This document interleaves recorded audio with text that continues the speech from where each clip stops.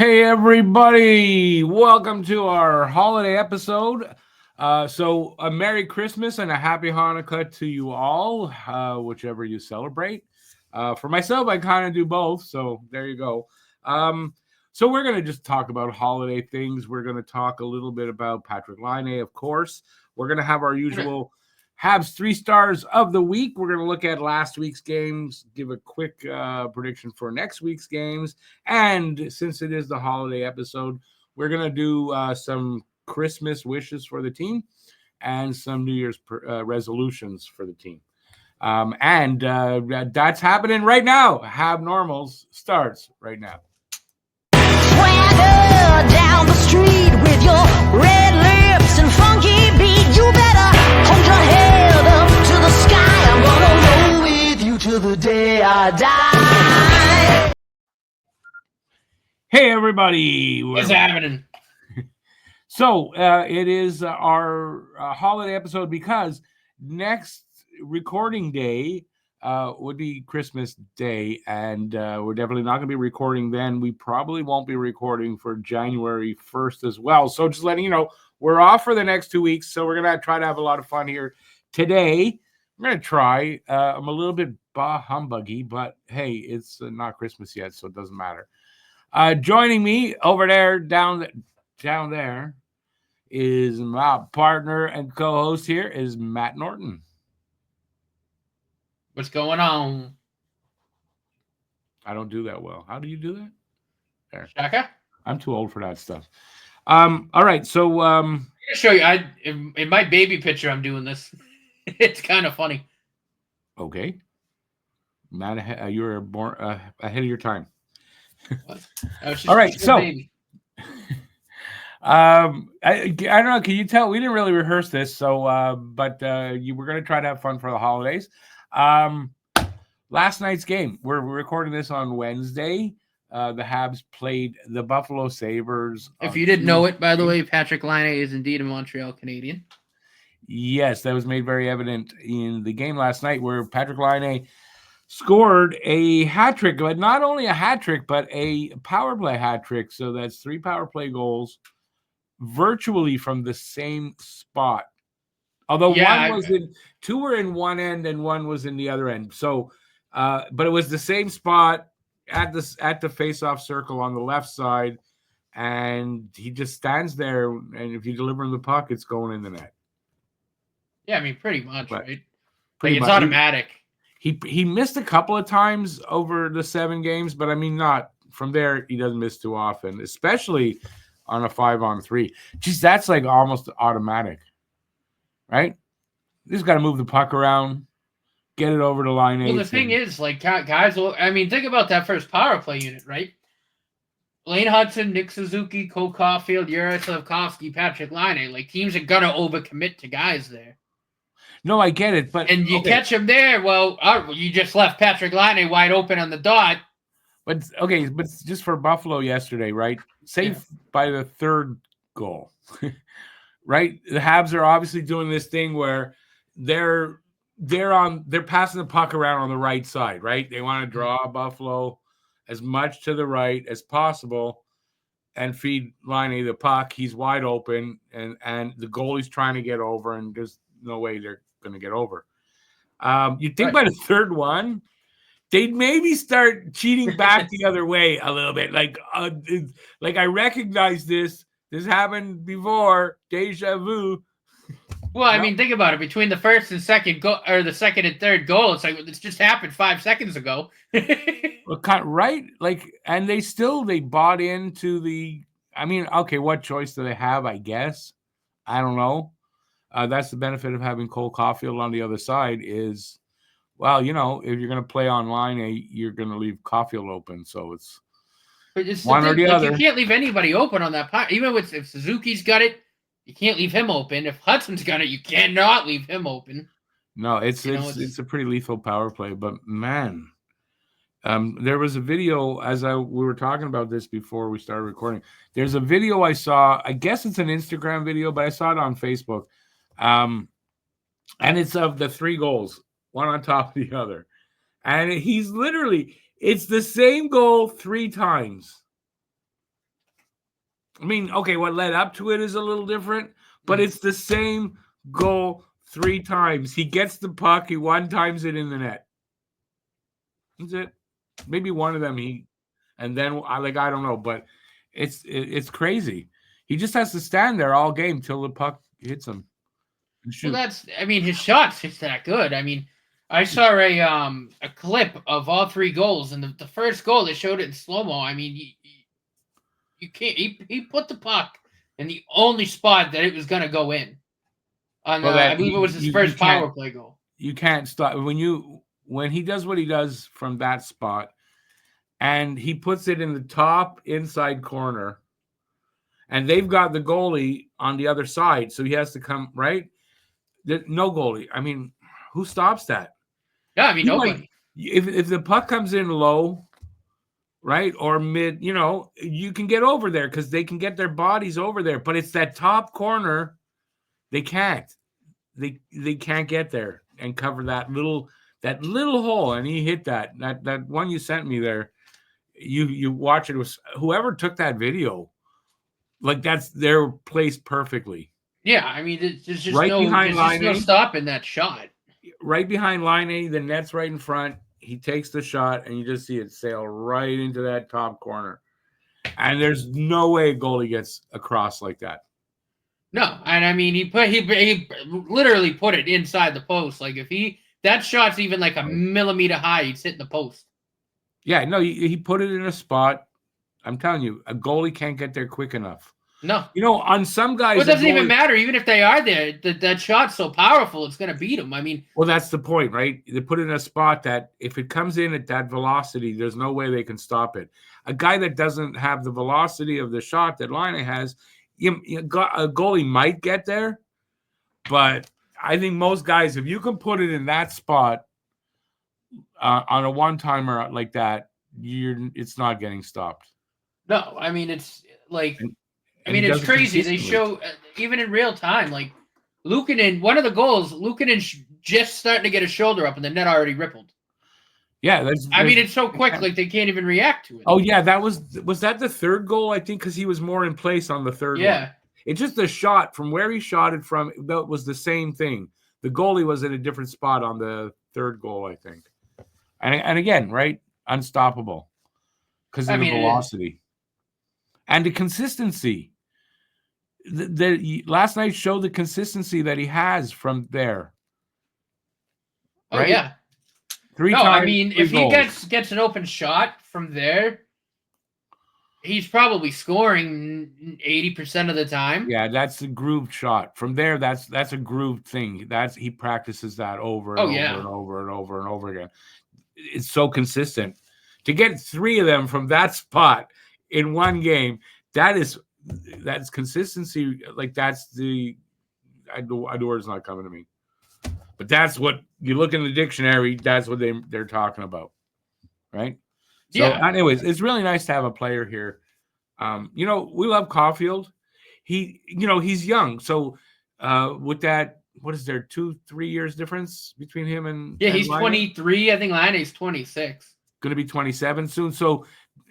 There's when Caulfield's that age, he's going to be doing that as well. That he's going to be that consistent, I think. Yeah, I mean that's. I think we can agree. Caulfield's the speed he can get that shot off with. I mean, we've seen him beat goalies with it. Same thing when goalies don't have a chance to react. It's honestly, something gotta, maybe turn the accuracy up a little bit, but even still, Caulfield's still got like a top 7 shot. Like that's going to come with age because it's NHL goalies he's up against right now. He really has to hit that spot exactly, and give him another couple of years. With Laine, when you said the speed of the shot, Laine's got a quick release, but you know what I noticed? The release is in the wrists when he comes down. He could take his freaking time. That extra few tenths of a second, and rip it past the guy just as easily because the power in that shot is incredible. I noticed it in the last game. Like I was thinking, shoot, and he shot it, and it was like, wow, it was like a laser. It left his stick and appeared in the net. Well, that's what I mean. And he makes it look so effortless. Like he makes it look like he doesn't have to. He's just like kind of going. but it's flying off his stick at like 100 miles an hour. Yeah, and he doesn't seem to have to rush with it. That's the thing. He can corral it, do a one, and in. Oh, and yeah. Like most guys, you can't take that kind of time because the goalie will get back. Yeah. But his shot is so it's a laser beam. I mean, I don't know. It is, and it's that combination of power and accuracy. It's just so rare. Yeah, it's a really groove shot. It's so rare, and to have a guy like that, and again, someone that Caulfield's going to learn from in practice. I mean, have two sharpshooters like that. And good to see that part of his game was the first thing that he had coming back. He had the shot right away. The rest of the game is going to come. He said, by the way, aside from the 3 goals, it was probably his worst game. And he'll say he'll be the first to admit. He's like, I'm still going to get my. Yeah. All right. It's okay. Yeah, he said it was not.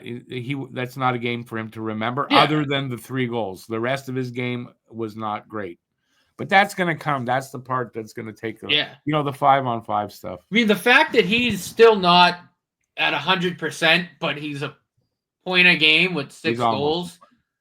He is a point a game with the assist that he got. Yeah, right. I mean, I'm cool with that. Hey, what's that prorated at?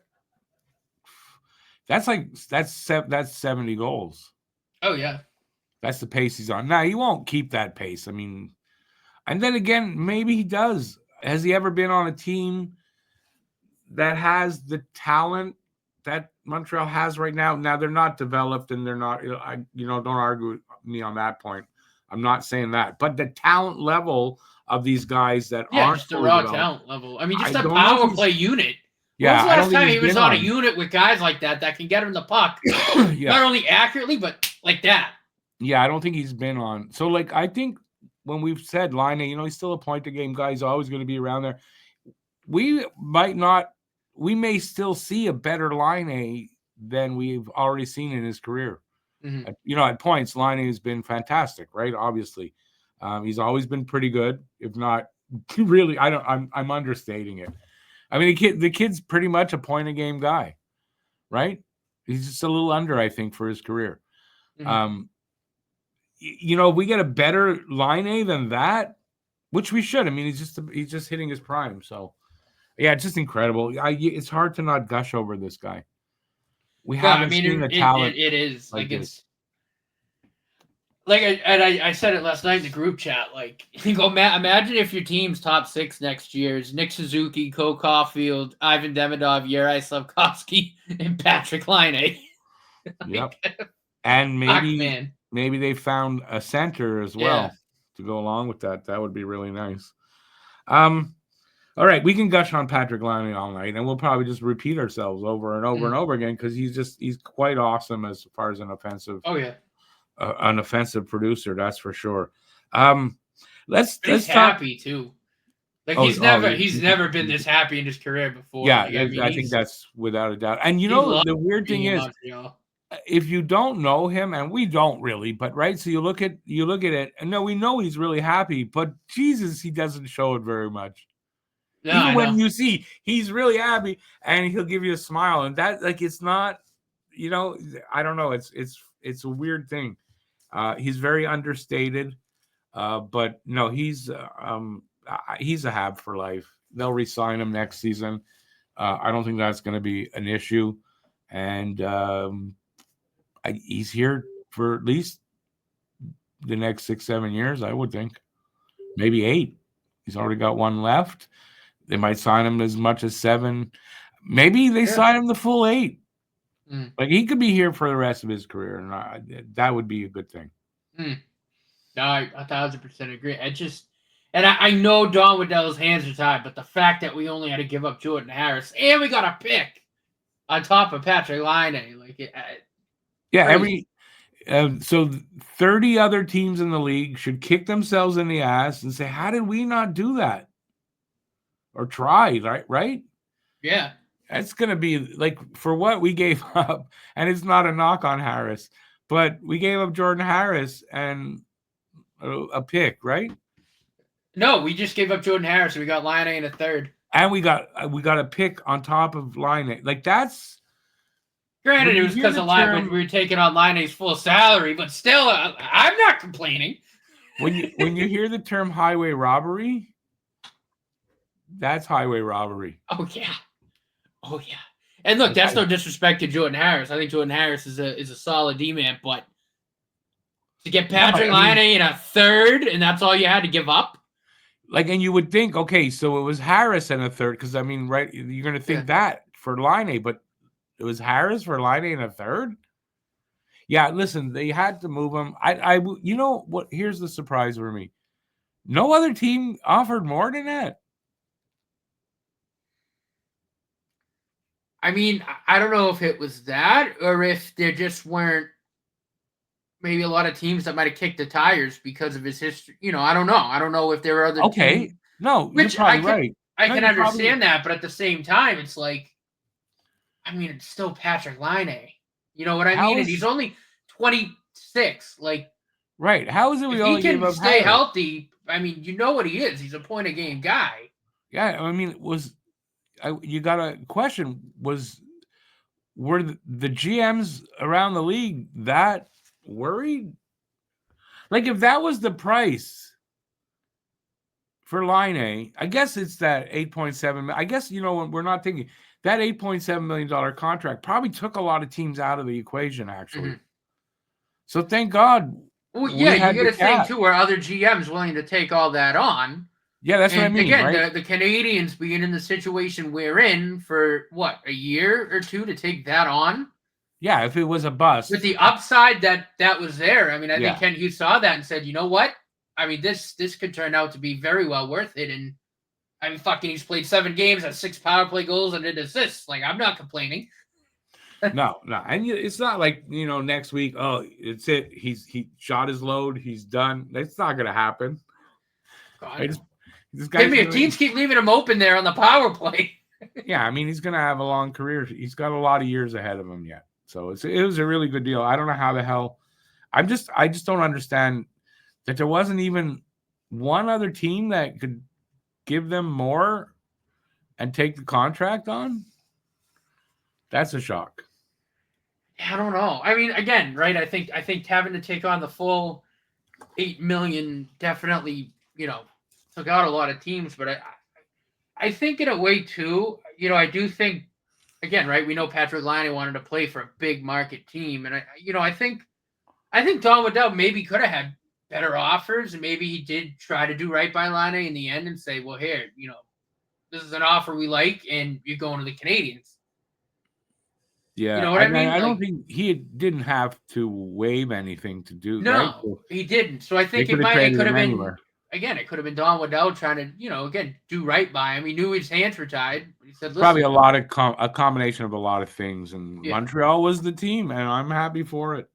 And I said it all along. I said, listen, if he's going to get moved, I think out of all the teams in the league, the Habs make the most sense. And I said it is because of the culture with the team, the way it's run now. And again, obviously, we know Marty St. Louis was a big factor in that, in that as well. It's a big factor. So, yeah, I mean, I think he ended up in the best place possible for him. And I think us, as well as all the other Habs fans in the world, are over the moon. Yeah, and listen, when we say that, this was probably the best place for him, it's not because we're Habs fans. No. It's really not. That's not the reason. But if you look at the situation and everything, this was, if not the best place, there weren't too many other teams that were the same for him, I think. And, right. And I mean, he gets what he wants, right? He gets a big market team, the most historic team in the league, a team that, like we've talked about, he leads this team to a Stanley Cup. He's going to have a red carpet everywhere he walks in Montreal. As much as that's, I don't think that's the thing. It's the way he was welcomed here. Well, right. No, without a doubt. But I'm just saying, too, we talked about that, though, that with the way the fans are, like you're treated as a god here if you win. Yeah. Well, he just scored that first goal. He's an instant god. And then after last night, I mean, if he can all he has to do is just keep being consistent. It's a fickle fan base. He'll have a slump here and there. It's not like he's not going to ever have a slump again, right? Right. He'll have a slump Fans will get on him a little bit. It'll happen, but I'm not worried about that. He'll be here for a long time. Oh yeah. All right, let's move on a little bit. So I don't know how prepared you are because we decided at the last minute we're going to do some, what we'd like to see, Christmas wishes for us, for the team, and then Can we New pause Year's for a sec? resolutions. Cut this out. I got to run upstairs and get my laundry. At least you just gave me a look. Oh, okay, I'll pause. Okay. We're going to pause for a sec. Be right back. From the break. We're back from the break. Timing wasn't perfect there. All right, so we did our Christmas wishes for the team. We're going to start with those Christmas wishes. Matt, I'm going to let you lead off. What is your first Christmas wish for this team? My first wish is for Caden Primo to stop pucks. It'd be nice, when he has to start, give Monty a break. It'd be nice for him to stop a couple of pucks. Here and there. And, again, I know he's younger, but it was he's regressed a lot. 4.70 goals against. Yeah. And I think an 8.36 save percentage. Last time I saw those numbers was in the 80s in the NHL. Like that was a backup's numbers. But the goalies didn't have numbers like they do today, that's for sure. Right. And I haven't seen that. That's inexcusable. It really is. It's it really is. You can blame the defense and all that, but at some point he's got to make some saves. I mean, 8.36 save percentage is abysmal on any team, and 4.70 goals against is. I mean, it doesn't cut it at all. Well, okay, I'll match you with this. I didn't go with that, but a backup goalie. Yeah. Backup goalie. I don't know if they'll make a trade or not. I kind of hope at the deadline they might. But at this point, I don't know. They may be just saying, listen, we'll get through the season with him and we'll.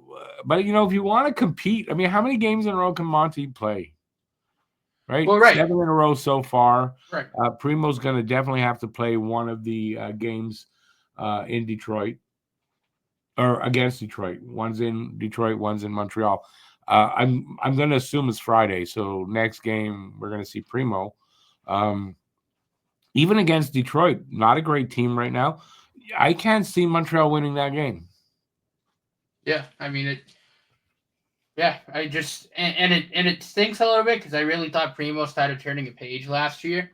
Again, I mean he's still young, but might be a sophomore. He's really regressed. It might be a sophomore jinx. I mean, it might be, but I don't know. Sorry, you can't really count on that. So, yeah, I mean, so either more saves for Primo or a backup goalie. It would be nice at this point. I know fans are kind of fed up. I can't imagine the coaching staff is happy because if they were, and it was like, oh, he'll get through it, he'd have started one of those 7 games that Monty started in a row. Yeah. There was a game or two, like Buffalo would have, probably would have been a good game. And Primo would have started in Buffalo, I'm almost positive, if they had confidence in him. They don't. All right, you got another Christmas wish? I mean, it's kind of more of an off-season thing, but a second-line center. I don't know that it's totally an off-season thing. I could see them making something happen at the trade deadline. And hell, look, we had 2 trades today. Kako went to where did he go? Seattle. I think a horrible deal for the Rangers. They got back Will Borgen. I mean, he's okay, but I mean, I think he's getting old, isn't he, Borgen? Yeah, he's no spring chicken anymore. He's no spring chicken. And then they got a 3rd and a 6th, I think. And that, you know what? Capo is, he hasn't really lived up to the 2nd overall pick, but he's only 23. Yeah. It's not really smart to give up on 23-year-olds. like that. And listen, if you are going to do that, get a better return. And unless they Sperry Cuck it near me. Then again, he got offer sheeted. But yeah, it was offered, so it's not even. You're right, but you can't compare it. right. I don't know. There's something wrong there in New York, right? Yeah. There's something No, wrong. I don't know how we really got on is. this. How did we get on this?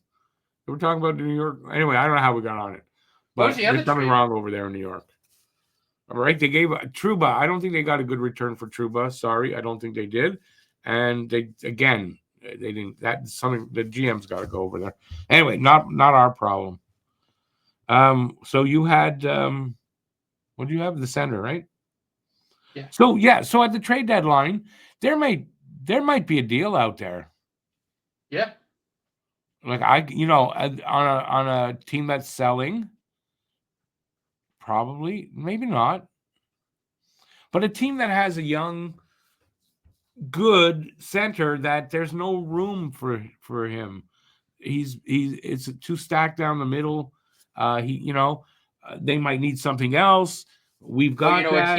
a team run by the Pagulas where there's no future for him. Yeah, okay, but then again, over there, we just went through that. Dylan Cousins is making too much money.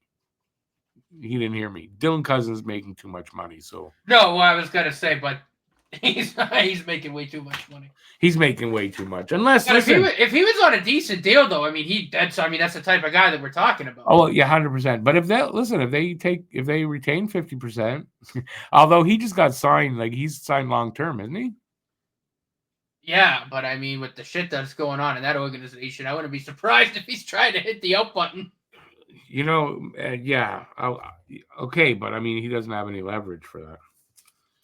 So that's not happening. But an elite or potentially elite young center is definitely, it's on my list, but I knew you had it, so I wasn't going to bring it up. But I think that's something that may be an off-season thing. It may need to be, the kind of deal that needs to be done in the off-season. But I don't know. Trade deadline, who the hell knows anymore? So we'll hope for that. It's a Christmas wish. My next one. I wish for some consistency from these guys. I know it's a rebuilding team. Me and Matt say it all the time. But there needs to be some consistency in I think a number of areas actually. But that's definitely not the power play. That's already consistent. Yeah, but it's part of being in a rebuild, so it's not really. Right. It's not really something to fret over yet, but we'd all like to see them be a little more consistent. So, I'm gonna go with that. Yeah, no, I think that's a good one. These weren't all well thought out. No, just we did this in a rush. But no, look, I think that's absolutely a fair shot. I'm right there with you. I think consistency would be nice. Other than that, honestly, just keep the building going. We're seeing a lot of good things. I also wish, obviously for continued health. I think that's been huge this year so far. It has been. I can't believe sometimes, I do the lineups for the whatever. So I screenshot them or shoot them. Last year or the last few, there's always been injuries and there's always been guys. It's been a little while, no injuries. It says injuries, none. So nice to see that. No, it really is. And again, right, that new medical staff. They're preparing the guys properly to get out there and play hockey. No, I think that's part of it and a big part. But I also think that, how many years in a row is that going to happen? There's only so many, at some point they were going to stop having as many injuries. And now with the new medical staff, they avoid any extra injuries that come from them, from whatever the previous guys were doing. Yeah, Reinbacher obviously is a big injury, but other than him and Laine, right, there really hasn't, day-to-day type stuff here and there, but that happens in a hockey season. It's never and Raphael Harvey-Pinard, he got injured in the offseason, so it's nothing to do with that. And it's been a really solid year injury-wise, and I'm going to knock wood because I don't want to jinx that. We went through too much garbage like that for the last few years. So, yeah. Health. That's a great one. I got one more. But I mean, even then, Laine's injury was because a piece of shit fucking AHL shit bum on the Leafs decided to hurt him. And injuries on the ice. I mean, the medical staff can do nothing about. Right. It's the prevention of further injury. It's the prevention of things like that. Right. It is more what it is. But injuries that happen on the ice, they can't contain those. All right. So my last Christmas wish is, and this is not an insult to the player I'm about to mention, a new office for Cole Caulfield, because it's clear Patrik Laine owns that left circle on the power play. And I feel bad because Caulfield's having a great year, 17 goals. I hope it doesn't affect that goal total, and Laine's taken over that side. So, a new office for Caulfield. He'll have to adjust. I can't imagine he's going to be in the left circle that many times with, playing on the same unit as Laine. So, a new office for Cole Caulfield. By the way, for everybody watching, let us know what you think in the comments, what yours are, what your wishes for the team are, what you think of ours. Do that in the comments. And while you're at it, I'll just play this while we're talking, actually, because that'll do what I was going to do. So do you have any more Christmas wishes? No, I mean, that's about it for me in that. All right, so we'll move on to New Year's resolutions. I'm going to start that off, and I'm going to lead off with they got to speed up the learning somehow for that D system they're running. There's some games where, they look great, and usually those games are against weaker teams, right? When Montreal looks great like they did against Buffalo, we all as fans have to temper that with the fact that look at the teams they are beating like that, and don't, get too overconfident because, they're beating out of the playoff teams. Right. But they need to learn to be consistent with this D system. And I get it. It's a young D and it's a difficult system to learn. But it's apparently where the league is going, and that is a combination of zone and man-to-man coverage for the D. So it's a lot of decision making, I guess, and that's what they struggle with. Yeah, when to sit back in zone, when to chase your guy man to man. It's a thing that's a timing thing that they got to learn and get consistent with. And they're in a rebuild; they got time. But as a fan watching those games, we had one with Pittsburgh on Thursday, last Thursday, where we got blown out of the water 9-2, and for 2+ periods, we were doing just fine, staying right there with them. They were up 3-2, but then the wheels on the bus fell off. And the wheels on the bus fell off, and that's what happened. The defense broke down in front of Monty. And Monty was good up until that point. And I don't blame him. I don't even think you can't blame Monty for any of that. Really. I don't think he gave up 6. I don't think on that 6, maybe, and this is maybe one, but it strong is maybe one. The rest of them, I don't know that you can blame him on that. So the D let him down. So we need the D to get their lessons learned real quick. It's a New Year's resolution. You know what happens with New Year's resolutions, right? 2 weeks after they're forgotten. So probably what will happen here. But no, look, I think they certainly are kind of on their way to getting better in that aspect. I do. They are.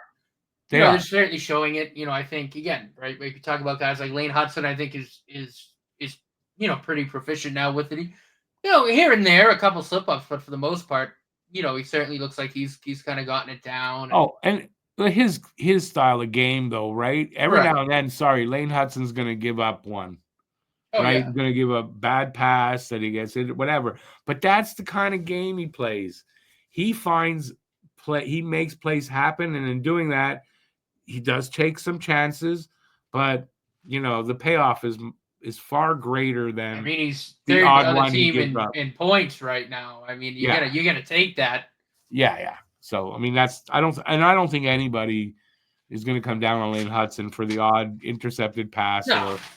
or blind pass that didn't work, that kind of thing. So yeah. Did you have a New Year's resolution?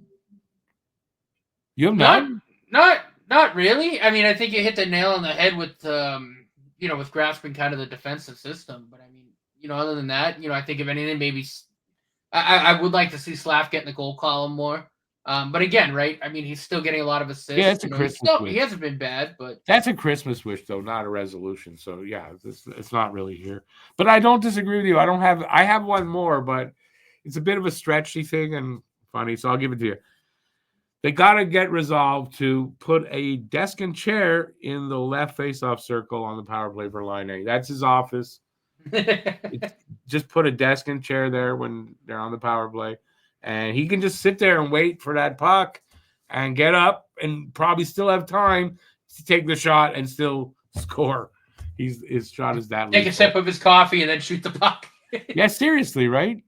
No, seriously. Like when I said that before, that I noticed this yesterday. There was one or two of those goals where I thought, geez, and he kind of took his time. Like he didn't look rushed.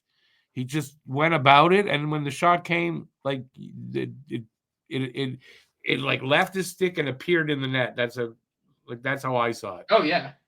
Like that's how. Anyway, so that's the joke. All right, we can move on to other things. We're gonna move on to our 3 stars of the week, and that is. I bet you can guess who's gonna make it. Yeah, I think. I have a feeling all 3 we're gonna be the same. Yeah. I can't see any different. Okay, I'll leave this off with number 3, which is probably the one. If we're gonna be different, I think it's on this one, and I'm giving that to Nick Suzuki because. Nope. if you look at the games, like Pittsburgh, you can't really give it to anybody. Maybe Monty for just hanging in there. Winnipeg, they played better. But for me, nobody stood out in Winnipeg. But I think Suzuki got a goal. He got one in Pittsburgh. I know that. He got the opening goal, I believe. So Suzuki, for me, is the guy. And against Buffalo, I mean, he delivered one of those beautiful passes to Laine. Yeah, it was nice. It was like a backhand pass. Backhand pass. Just a little quick, short backhand pass. It was beautiful. He is, I know his streak got broken, I think, against Winnipeg. So I think against Winnipeg, his streak got broken. But the next game, he's right back on it. He's a point-a-game guy. He is a number 1 center. It's the longest point. I think it's the longest into the season that he has been a point-a-game guy. And he's been consistent with it. And the only plus player on the team. Maybe it's different now. I don't think so because of the 6 goals. But, I mean, there were so many power play goals, 3 of them, so I don't think that changed much. But he's the only plus player on the team. It's funny. The power play percentage went up 2% after last night's game. Well, sure. And listen, it's going to go up. If they can perform at the rate they are right now, it's going to creep up. I wouldn't be surprised by in another month that's at 25% and probably stays around that range. Yeah, I agree. That's a power play that's going to connect once every 4 at least. I'm not going to put them up. Top power plays right now, there's 2, I think, that are at 30%. So, I'm not going to put them there. They're clicking at like a 23% margin, though, right now, which is, again, right? And I talked about this during the stream. Special teams in general, the PK2 have been miles better than the last couple of years. Yeah, and, when people talk, we talk about this rebuild and, what are signs of progression, and they're working their way, to having a successful rebuild at the 5-year mark. And that's one of them, right? Oh, yeah. Horrible power play last year, horrible PK. And this year, they're not the best, but they're right there in the middle of the pack. The PK has been up in the top 10. It's been a big difference. So that's how you judge how the rebuild is going. That's one of the things, right? No, absolutely. All right, so who's your number 3?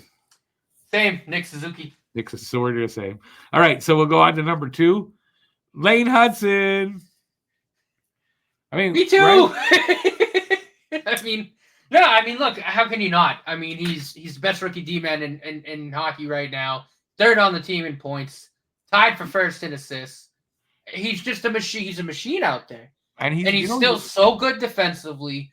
And when he gets the puck on his stick, things are gonna happen. When he has it on the power play, I mean, it's like he can just sit there, take a dump, read the paper, and still have the puck on his stick, and then make a play. Like it's crazy. He has that ability to hold on to the puck and make things happen. That's for damn sure. Yeah, I mean, get used to it. Like we were saying before we started recording, Hutson and Laine, and then Cole, Nick, somebody else. But at Hutson and Laine, that's going to pop up a lot in the future on the power play. That combo. Well, and you saw it last night too, right? Lane Hutson got the puck, came in towards the net to pull the goalie towards him, pull players towards him. Yeah. Off to Suzuki, and then Laine's like, "Guys, I'm open. I'm open." That's what they did on all 3. They drew the attention to the right, and Laine was just literally just standing there waiting. He was standing there reading the newspaper and went, "Oh, hold on, the puck's coming." Boom! Yeah, it's crazy. We gush this much, and if you're watching this, go, geez, these guys, because we haven't had a talent like this kid offensively in a long time. You can bring up Alex Kovalev, but I think offensively in certain areas, Laine is better. Shot wise, like there's a few things that are better, but we haven't had a guy of that caliber since then. And you're talking about 15 years now? Yeah, and I mean, you talk about goal scorers like that. I mean, the last guy that scored over 35 goals was Max Pacioretty, and I think all due respect, but I think the second line I stepped onto the Habs, he was better than Max Pacioretty.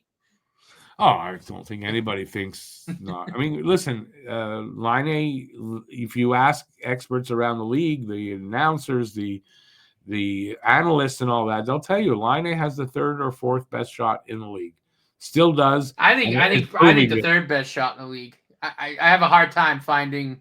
Well, but 3rd or 4th, big difference. Point being, still, when was the last time we had somebody you could say, "Oh, this guy's got the 3rd best shot in the league"? I mean, I don't know. Probably when you were growing up, right? Those teams like Lafleur, Beliveau, the Rocket. Yeah. So we gush over it, and I think we deserve to a little bit. Okay, so I think we can just we both have Lane Hutson, not Lane Hutson, Patrik Laine as number 1. Come on, he morphed into his alter ego hat trick Laine last night. I mean, come on. Here we're gonna call him Lane Laine now. That's the new Lane Laine. Wouldn't that be funny though? What do you get when you add an eye to Lane? About a foot. You get like 6 inches and 60 pounds. More than 6 inches, 7 or 8 inches and 60 pounds. That's hilarious. I still love that picture with Laine in the middle. He's got literally Caulfield and Laine, I think, go up to his here. Doesn't matter. It's almost it's hilarious. Unless it's Slav on that first unit, they're all smaller. Which again begs the question: how do you not notice him wide open? Yeah. No, listen, you know what? I could see once a game. Sure, that could happen easily once a game. But three times in a row? 3 times, and by the 3rd, you weren't cheating to make sure that he wasn't left so open? But I get it. I mean, it's a 5-on-3, but still, come on, man. At that point, you got to have someone on him like glue. Because he's going to get the puck. Well, you can't do that. But, I mean, like I said, they should...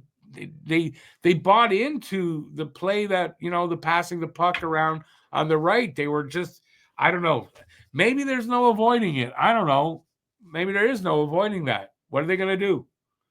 They can't go over there because then they'll score on that side. Yeah, I mean, and, what if Lane Hutson or Cole Caulfield rip at that side? It's like... It's funny. They just go back and forth, wait for it. Now, score! Yeah, and the D has the defenders go eeny, meeny, miny, mo. Which guy should we let score a goal? That's what it's like. All right, so we did the 3 stars. We could talk about. Well, we should have probably talked about last week's games earlier, but we're going to do last week's games and predict how we think next week's games are going to work out. And that means we're talking about Pittsburgh loss, Winnipeg loss, and the Buffalo win. And then we'll be talking about the 2 games against Detroit and Monday's the last game before Christmas in Columbus. All right, so Thursday's game, Pittsburgh 9-2. We lost. We got our asses kicked. I don't know what. That's enough said.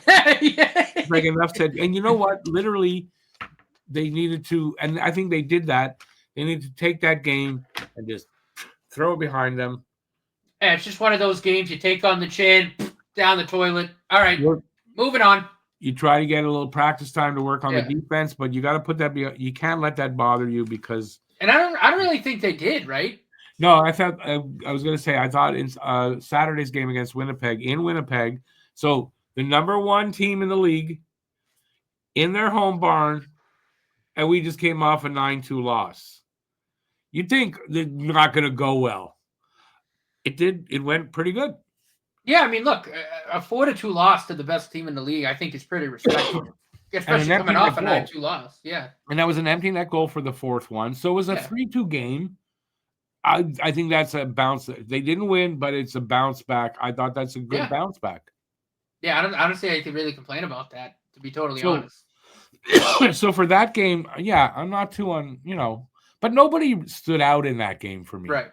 Like that was a team effort, a team that was sort of hell-bent to not have that happen to them again.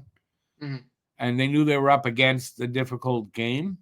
Mm-hmm. And I thought they pulled together as a team and got through that game and it wasn't that bad. Like they lost, but you can't really complain about it. No. That's my opinion. Okay, then that brings us to last night's game, 6-1 against Buffalo.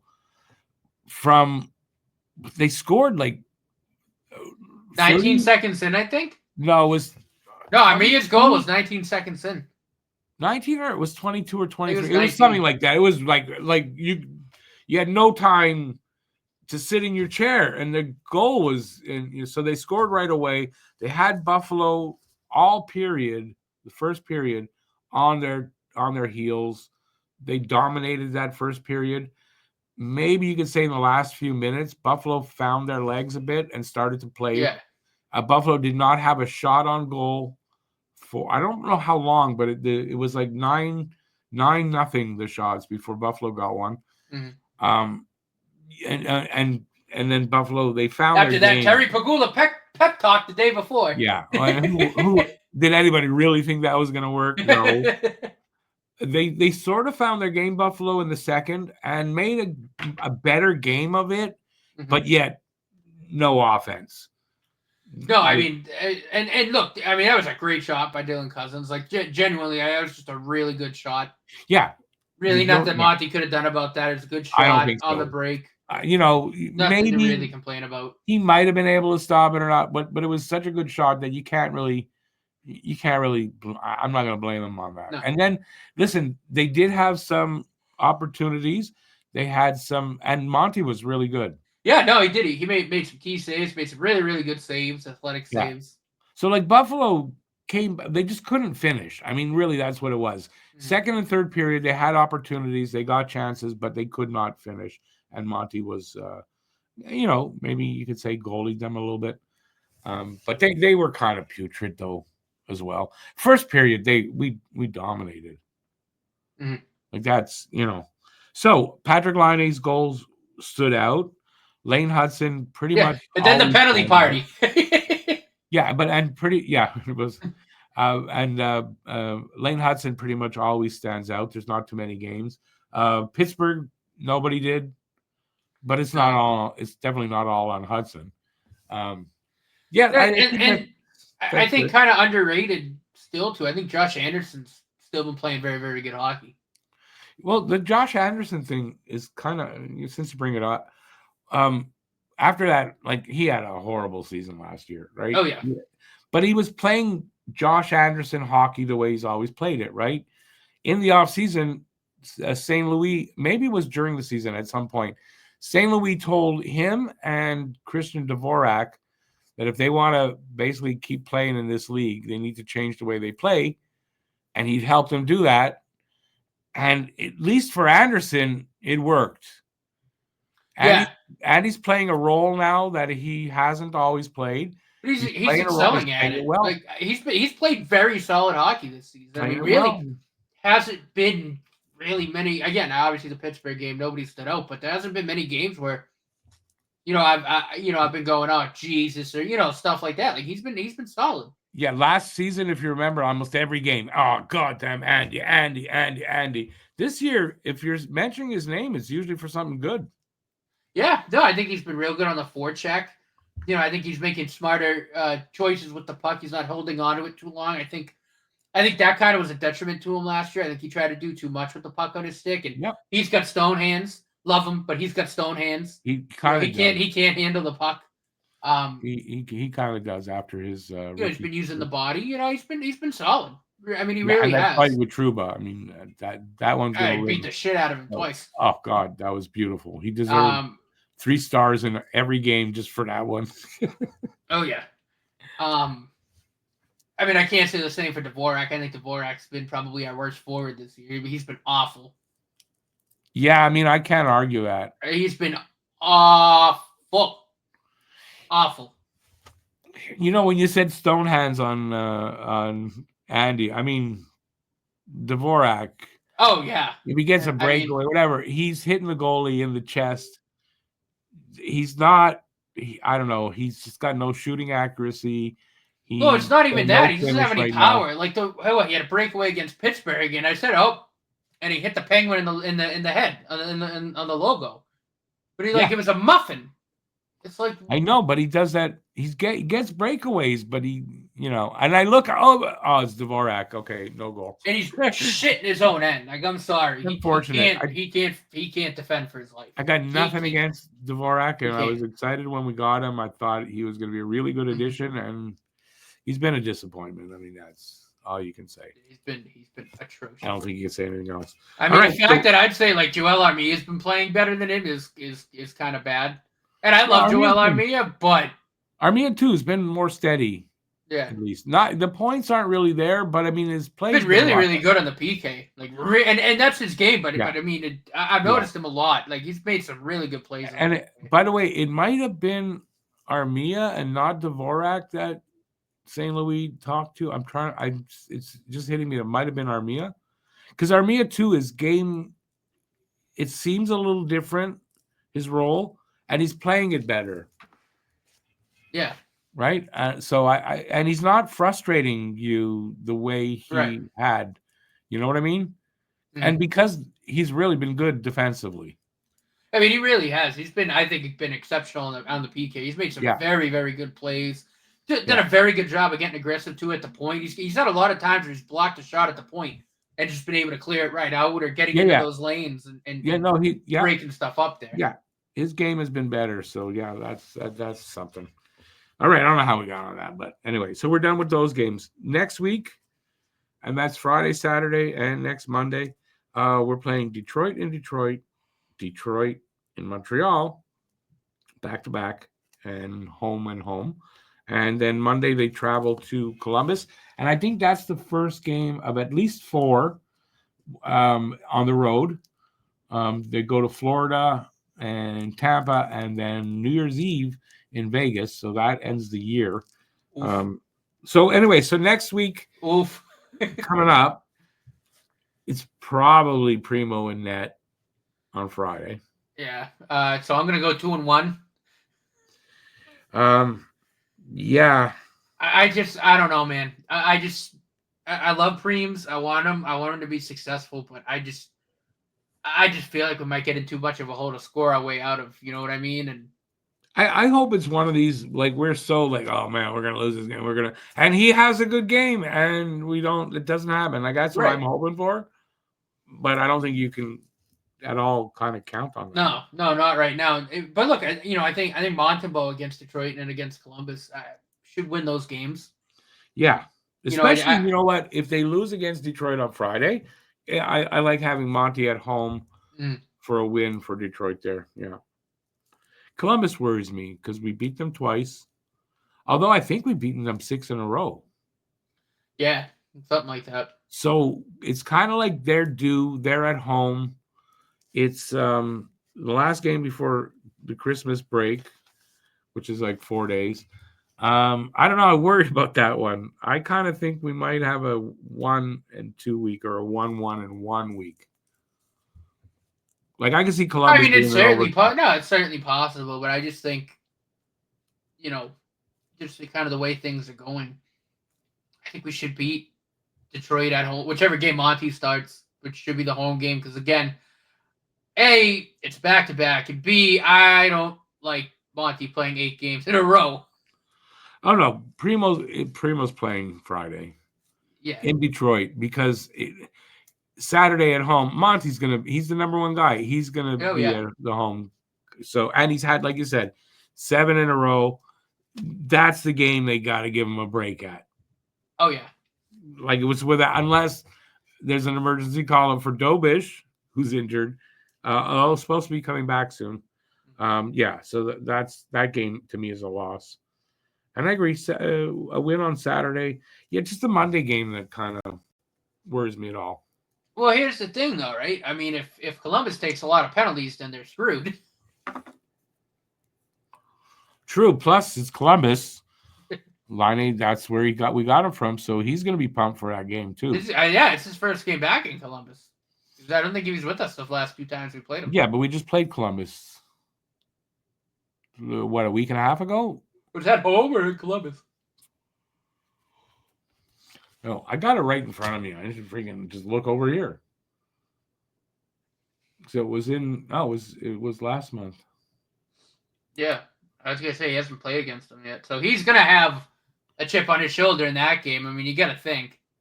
Yeah, it's right. He wasn't with us. He didn't start till the homestand that we just had. Mm. Yeah, he's gonna be even more so. He's definitely gonna be pumped for that game. Oh yeah, gonna have money on the board, and he's gonna be pumped for that game. So, I still think we went to overtime with them on the last game. Does that mean that with Laine in the lineup that we're gonna necessarily beat them in regulation? I don't know. I think Columbus, they're not a bad. I mean, they're a bad team, but they're not as bad as they were. This isn't, if the tragedy didn't happen, I dare say they'd be maybe right around the playoffs or like in one of the playoff teams right now. Yeah. So. No, I agree. I don't know. We beat them. If we beat them 6 times in a row over the last 2 seasons or 3 seasons, I worry that this is a game where they're going to beat us. They are ahead of us in the standings, so they're going to want to win that game. Oh yeah. So I don't know. I think I'm going to go with a 1-1-1 for the week. I think that's fair. Yeah, it's fair enough. I would stick with 2-1. Yeah, it's fair enough too. So, any last thoughts before we say goodbye? No. I'm good. I got only this. I want to wish again everybody Merry Christmas, Happy Hanukkah, Happy New Year, because we probably won't be back till the New Year. I hope the holidays and whatever time with family and all that stuff is fun for everybody, and nobody gets COVID. And we just and the Habs win all the games that are coming up. That would be awesome. So I hope that happens. And so we'll be back January, I guess 7th or 8th, something like that. Because Christmas and New Year's are on Wednesday. Wednesday's our recording date. And these holidays are time meant with family, so we're not working. Hopefully there'll be stuff happening. There wasn't a lot really to talk about today, except for Laine. But hopefully there'll be some things that happen over the Christmas holidays. Maybe there'll be some moves. I don't know. Players are moving. Their trades are being made. Oh, yeah. You never know. Maybe Hughes finds a deal for a center. I don't know. Yeah. Anyway, we'll see what happens. And you know something we forgot about when we were talking about the top 6 earlier? They're going to bring in hopefully another center. That moves that other winger spot where Newhook probably is occupied. That's going to be Doc. Doc's going to move over to the wing. We forgot to talk about that. I don't know why I'm thinking about it now. Yeah, but you bring Demidov over. Demidov's the top. He's going to take a spot on the top 6. That means Doc's on the third line. No, but Newhook's in the top 6. You move Newhook out of the top 6. You shift Doc over to the wing. Okay, but then where does Demidov play? Second line wing at first. Doc moves down to It's gonna be Doc, somebody Newhook on the third line. Right. No, you're right. Doc would have to move down to third line center. Oh shit! Wow, that would be what a difference that is going to make if that happens. Evans as the fourth line center. I wonder if that would. Although I think Owen Beck's got a good shot to make the team. Like at that point, you keep Doc at the wing. No, I think Beck needs another year down there. I wouldn't rush Beck up. Fair enough. No, I mean I don't want to rush him either. But he's playing very well right now. I think Beck could be a year or two away from making it up here, but not a bad thing. All right, so we'll continue the bye. Thanks. Happy holidays. Thanks for watching. Let us know in the comment section anything you feel about anything we talked about. Let us know your Christmas wishes for the team, your New Year's resolutions for the team, and give us a thumbs up. Subscribe if you haven't already, and that's it. Till next time, stay safe out there. Peace out. Have a great holiday, and we'll see you on the flip side. Ciao, everybody. Go Habs, go, baby. Go Habs, go, baby. Swagger down the street